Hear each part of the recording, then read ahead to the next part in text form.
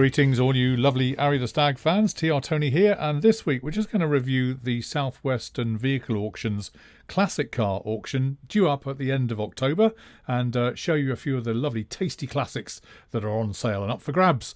Let's go over and have a look. Okay, so as I understand it, there are something like 70 cars up for auction this time around. It's kind of end of the summer, early into autumn, so one or two cars, including a Bentley Mulsanne, a Mercedes SLK 230, even a Massey Ferguson 35 Tracker 1958. So that's up for grabs, the look of it. First of the late 90s cars is a Ford Escort Flight, just with 40,000 miles, although they can never be warranted, as we know, when cars go through auctions, generally speaking. And this was lovingly owned from new and being in the hands of now a bereaved owner for some 24 years. So great maintenance and looks like a real good classic car buy. There's a Volkswagen Golf GLI, a 1982 one, which is a cabrio as well. So top-down summer motoring once it's been refurbished, and looking forward to seeing a Vauxhall Victor Estate 1964. There is a picture somewhere of TR Tony in the back of one of these that my dad had way back in the early 1960s. It was a sky blue colour, and these are pretty rare, as the auctioneer as saying. So great to see that, and blow me, there's another one with 95,000 miles as opposed to 26,497 on the previous one, which is interesting. These cars are quite good. The Rover 75 Connoisseur, 2003, 20 years old now, so I guess they're on the cusp of classic carness. They were a great car. My father-in-law had one, and in the same colour actually, in a Starlight Silver, and they were a really good top flight car to drive around in. And indeed, BMW 528 Injection 1997, a well cared for car and a great family car. It's done some miles, but frankly with these kind of cars, the German types of cars, they go on forever and a day. They really do, with very little maintenance or support. There's an MG-TF 2004 on the market, which is coming up and doesn't boast an extensive service history, but current condition may not be the greatest. However, it looks like a good classic car project for some, and many others as well. Let's go over to the next page after we've looked at the Mercedes C200 Auto 1994 with 60,000 miles on it. Next up is a Volkswagen Scirocco 1600 GT 1988. These were great cars, and this one's got Weber carbs and only been in the hands of two owners throughout its 35-year-old history. So that's pretty good for a car of that age, I must say. There's a Ford Escort LX. Used to have one of these as a company car not that many moons ago. Nearly 40,000 miles again. That one is warranted actually, so it looks like a good buy for somebody. There's a Golf VR6 Auto 93. I remember these coming out. They're very, very sporty and very quick, and great fan base as well, alongside an Austin Mini 1275 GT, which again they really do go like the wind. The little pocket rockets. Love the Jaguar XK8 Coupe. You know my thoughts on these. 100,000 miles or so. Been long ownership since 2012 with good maintenance, rear parking sensors and so on, in a nice strong navy blue colour. I think these are, I've said it before, I'll say it again, the modern E-Type Jaguar, and just going down to a recent classic car show, I saw a number of these on show, and they really are a timeless classic, I think.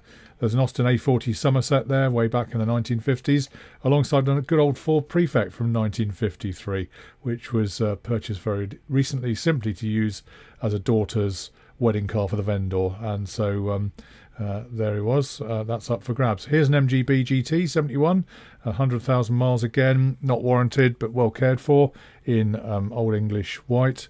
Looks up together and raring to go. There's a Volvo Amazon 1966 here. This is a well cared for model. These go on forever, they really do, and they're built like absolute solid brick houses, if I can say that still, and regular used, and that's what these kind of cars need, isn't it?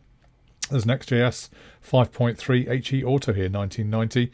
Big fan base, lots of support on this one, and I'm sure will be well sought after when it comes to the hammer price at the auction at the end of October. There's another MG BGT there. This one I think debumpered by the looks of it, on a K-Reg plate. So 1971, 87,000 miles. An MG RV8, which is late MG, 1996, that one. And resplendent in the woodcut green. It's kind of a darkish green with beautiful wheels, a throwback to classic British roadsters gone by, and I think they did something with that. A very early Morris Minor, 1952, 18,000 miles, not warranted, but Series 1 holds a remarkable history of care and attention, owned by the vendor and her late partner from new. This classic Moggy has been cherished and preserved over the decades, so again, looks like a really good buy. This intrigued me, the Morris A60 Sun Tour Camper, 1972. If you're looking for a decent camper van, then this probably was one of the first ones around, apart from the VW versions, of course. This one's from 1972, 63,000 miles, lovingly cared for, ready to go for a trip out anytime you like. And then on to the last page. I'm sure there'll be some more added before the closing date for last entries. Remember, it happens on at the end of October, on the Friday the 27th. So Sunbeam Rapier here, 1963, in bronze. These were a classic looking car of their time, as were the Ford Zodiac. You rarely see these cars on the road these days, and you know, we used to see these daily travelling up and down the country. Daimler Sovereign, nice buy, 4.2, 1967, 1,600 miles it says, not warranted, and looks like to be a good buy. There's a good old Ford Capri there, 2 litre S, 1982. They were tasty cars in their time, exudes classic appeal with its iconic design. And here's a nice one, a Ford Mustang Coupe, 1967, 33,000 miles. It has been granted historic status, making it exempt from tax and MOT, which is all very good, especially if you're in the kind of ULEZ zone as well. I think that might qualify you to get into London if you wanted. MGC Roadsters, these are making resurgence, and denoted by the bulge in the bonnet and the kind of chrome fitting there. There's various other mods as well that came with the car that identify it as an MGC. And here's a Citroen Light 15 traction alongside a Mercedes SL, even if I can say it, alongside a Ford Escort R2000 RS2000 replica 1972 with 90,000 miles on the clock, and I'm sure that will command very good money. And finishing off with an Aston Martin Virage 1990 with 32,000 miles on the clock. Happy days. Look at that, guys.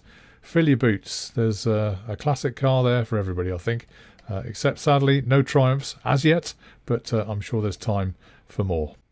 Thanks for watching, guys. Feel free to like, share and subscribe, and we look forward to seeing you online on Arry the Stag very soon. Meanwhile, check out one of these videos and enjoy more Arry the Stag. All the best. Have a great week. Bye for now.